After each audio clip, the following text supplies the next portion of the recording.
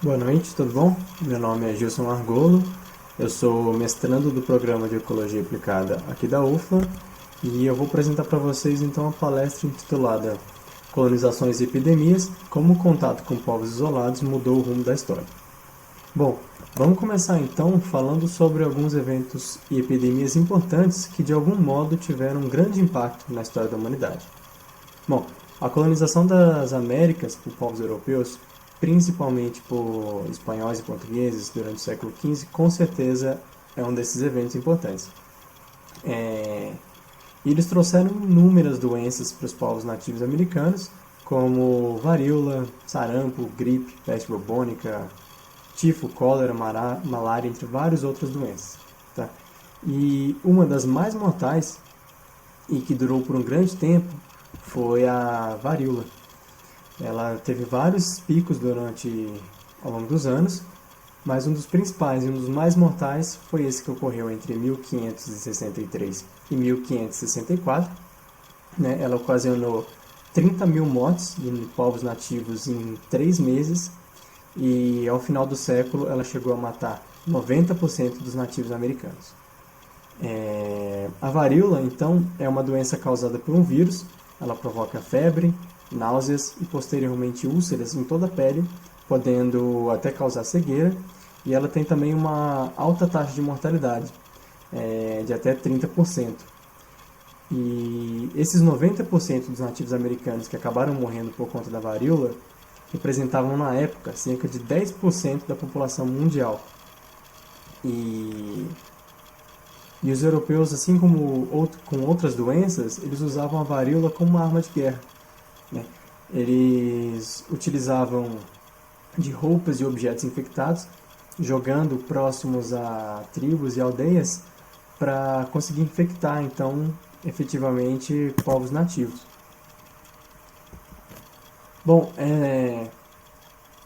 essas doenças trazidas pelos europeus causam um impacto tão grande que elas chegaram esse impacto chegou a auxiliar em mudanças climáticas em todo o planeta. Né? Esse período então foi chamado de Pequena Era do Gelo por um estudo feito na University College of London.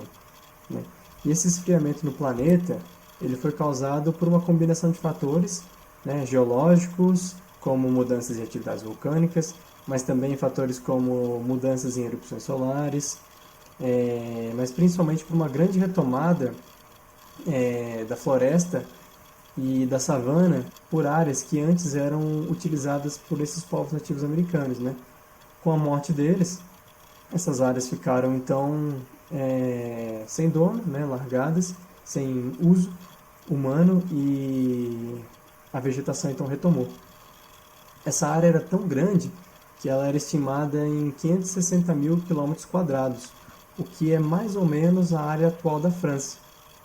Né? E com essa grande retomada de vegetação, a gente tem uma queda, né, um grande sequestro de carbono atmosférico.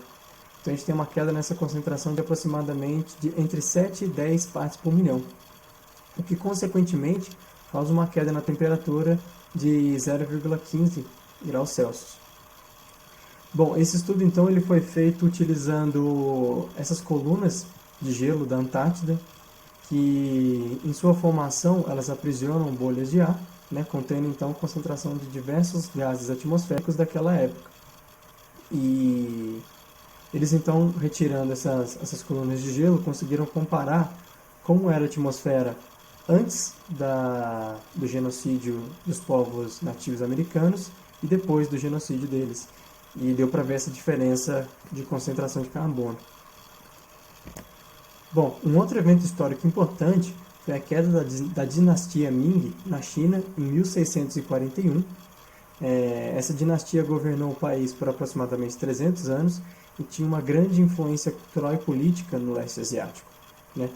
Com surtos de malária, então, e peste bubônica, provavelmente vindos de invasores do norte do país, se teve uma morte de 20 a 40% da população de algumas áreas da China. E essa mortalidade levou a uma falta na mão de obra das lavouras, fazendo com que se agravasse então a situação do país, causando uma grande fome. E coincidindo então com uma praga de gafanhotos, a China ficou completamente devastada e foi invadida por povos da Manchúria que dominaram, né, estabeleceram um império ali que dominaram durante alguns séculos. Bom, em 1801, o Haiti ele sofria de uma grande epidemia de febre amarela, né, doença essa causada por um vírus que é transmitido pela fêmea do mosquito Aedes aegypti. E essa doença ela causa febre, náuseas, em casos mais avançados ela causa hemorragia, insuficiência renal e insuficiência hepática, né? Nessa época também o país sofria com revoltas de escravos contra suas potências coloniais. Foi nesse ano então que Napoleão Bonaparte decidiu enviar um exército para retomar o controle da ilha, né? E desse exército enviado, embora tivesse uma vitória contra os revoltosos do Haiti, 50 mil pessoas, entre soldados, médicos e oficiais, acabaram morrendo por conta da febre amarela. Então, essa derrota da França fez com que o país abandonasse o Haiti e vendesse o território da atual Louisiana aos Estados Unidos, né? Fazendo então que a França também desistisse de grande parte das suas colônias norte-americanas. Bom, mas por que então populações isoladas são mais suscetíveis a doenças, né?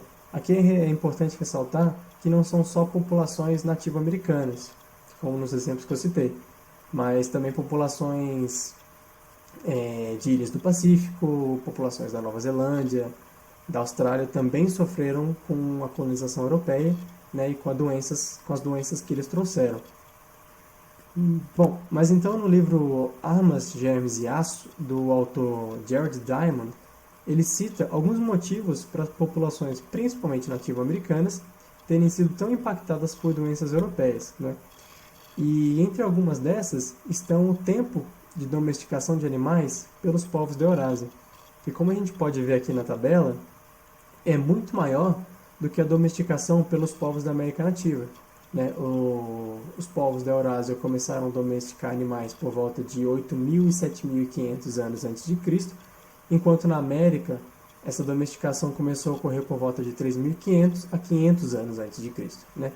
E esse tempo, então, fez com que muitos povos da Eurásia adquirissem maior resistência e criassem anticorpos contra doenças, uma vez que o contato próximo com animais domésticos é um grande fator de incidência de doenças em populações humanas. Então, esse tempo maior permitiu que a população da Eurásia adquirisse maior resistência e mais anticorpos contra essas doenças. Um outro fator importante é que a Ásia também domesticou a maior parte dos animais que a gente tem hoje como animais domésticos, né? Principalmente entre os filogeneticamente mais próximos da gente, que são aqueles que têm uma maior chance de passarem doenças para populações humanas, né? Então, a Ásia domesticou praticamente todos esses animais, sobrando para a América, por exemplo, de espécies de mamíferos, só lhama e alpaca, né? Então, na América não se tinha um contato tão forte, tão próximo com animais domésticos, né? Eram poucas espécies e teve um tempo menor de domesticação desses animais. Teve um tempo menor de contato com esses animais e, consequentemente, com essas doenças. Bom, um outro fator importante é a presença de grandes tribos centralizadas, que ocorreram na Eurásia muito antes de começarem a aparecer nas Américas, o que causou uma aglomeração maior de pessoas e, consequentemente, uma maior transmissão de doenças.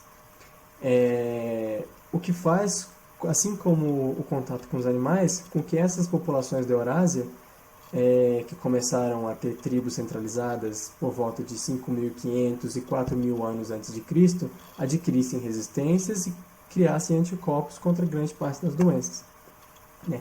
Já na América Nativa, a gente teve o começo dessas grandes tribos centralizadas por volta de 1.500 anos antes de Cristo, né? Então, muito menos tempo do que os povos da Eurásia tiveram para se adaptar. Bom, outra questão importante é que os povos da Eurásia sempre tiveram um comércio muito intenso e volumoso, né? Comércio esse de animais, de produtos, o que além desses produtos levava também doenças entre as populações. Mais um fator que faz com que selecione indivíduos resistentes e propicie para as populações adquirirem mais anticorpos contra essas doenças. Já na América, os povos ficavam basicamente isolados, não tinham um comércio muito intensivo, assim como também não tinha uma domesticação de animais. Os povos, por ficarem isolados, não tinham contato com doenças, não adquiriam então resistência, não eram então selecionados, né? Não eram então selecionados aqueles indivíduos com resistência a essas doenças. Então, quando os povos euroasiáticos invadiram, né, a América, esse povo tinha muito mais resistência, muito mais anticorpos contra doenças, o que fez com que grande parte da população dos povos nativos americanos tenha sido dizimado. Bom, no mais era isso, eu agradeço. Qualquer dúvida, comentem aqui no chat, ou podem também enviar para o meu e-mail que está aí disponível, fica a seu dispor. Muito obrigado e boa noite.